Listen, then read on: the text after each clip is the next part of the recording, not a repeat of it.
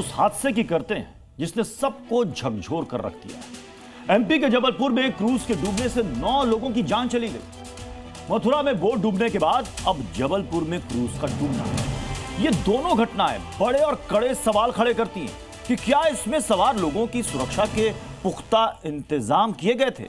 और सवाल यह भी है कि जब खराब मौसम का अलर्ट था तो क्रूज पानी में उतारा ही क्यों गया।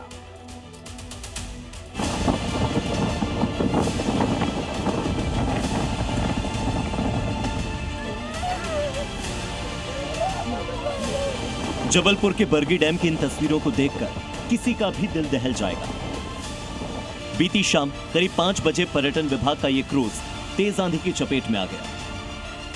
क्रूज डूबता गया और लोग जिंदगी और मौत के बीच जूझते रहे। बचाव दलों ने अपना अभियान शुरू किया, लेकिन जैसे जैसे वक्त बीत रहा था मौत का आंकड़ा बढ़ता जा रहा था। अब भी इस डैम में रेस्क्यू ऑपरेशन जारी है, क्योंकि कुछ लोगों के न तो शव मिले हैं और न ही उनका कुछ पता चल पा रहा है।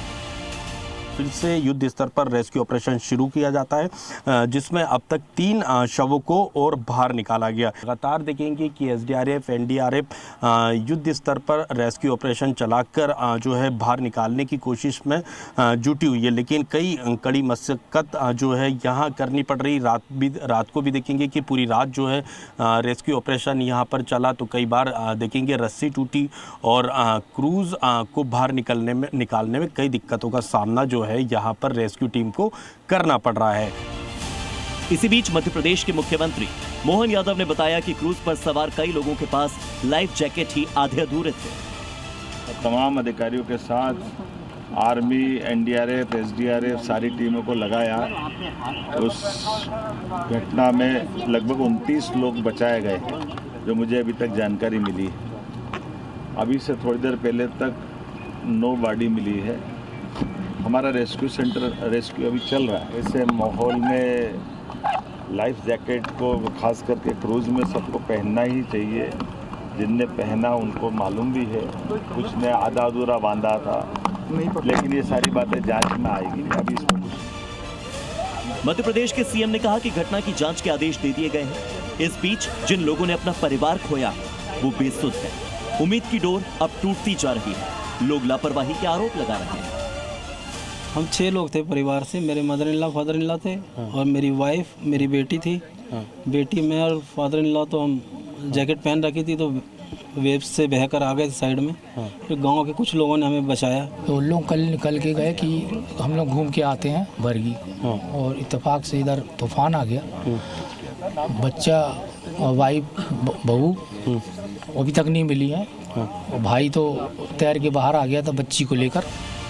इस हादसे ने एक बार फिर से सार्वजनिक सुरक्षा को लेकर गंभीर सवाल खड़े कर दिए हैं। जानकारी के मुताबिक हादसे के वक्त क्रूज में लगभग 46 सैलानी सवार थे, लेकिन सिर्फ 30 लोगों की ही टिकट कटी थी।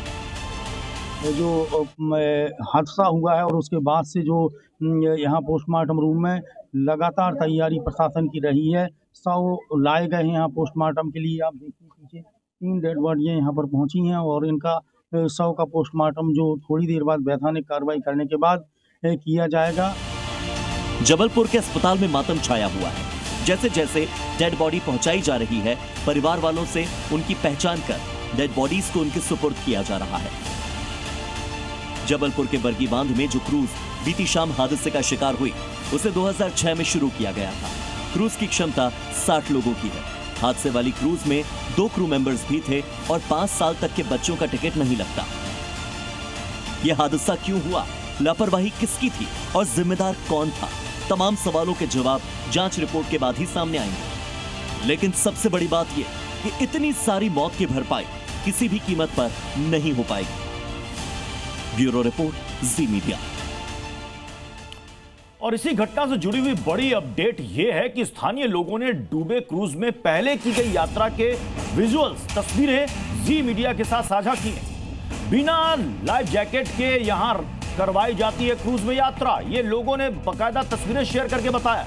पहले से ही यहां पर सुरक्षा के कोई इंतजाम नहीं है। इस घटना से पहले भी इस क्रूज में बिना लाइफ जैकेट के यात्रियों को यात्रा कराई जाती है। स्थानीय लोगों का यह भी कहना है कि कई बार हमने इसकी क्रूज में यात्रा की, लेकिन कभी उनको लाइफ जैकेट नहीं दिया गया। ये सीधे सीधे हादसे को न्योता दे रहा था। और ये जो क्रूज हादसे का शिकार हुआ है, जिसमें 9 लोगों की जान चली गई है, कई लोग अभी भी लापता हैं, इसमें भी कईयों के पास लाइफ जैकेट नहीं था। सवाल यह कि जब मौसम खराब था, येलो अलर्ट जारी था, तो कैसे परमिशन मिल गई इस क्रूज को जाने की? और अगर क्रूज गया तो उसके अंदर कितने लाइफ जैकेट थे? लोग बता रहे हैं कि इससे पहले भी हमने यात्रा की, नहीं दिया जाता। तो आखिर कौन देख रहा था कि क्रूज कैसे चलता है, नियमों का पालन होता है या नहीं होता है? अगर नहीं हो रहा था तो क्या एक्शन पहले लिया गया?